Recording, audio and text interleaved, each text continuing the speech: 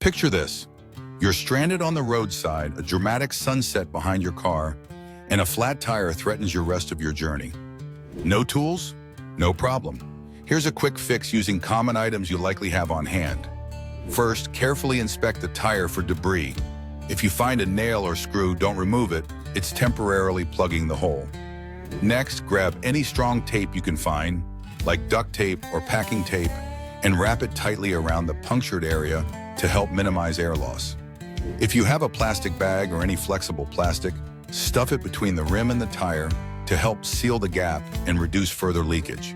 Then, look for an aerosol product such as hairspray or deodorant spray. Spray generously around the leak. While this won't permanently patch the hole, it can help slow the escape of air. If you have bottled water, pour it slowly over the tire while spinning it to check for bubbling, which confirms the exact location of the leak. Once patched as best as possible, drive slowly, preferably on a flat, straight path, to the nearest safe location or service station.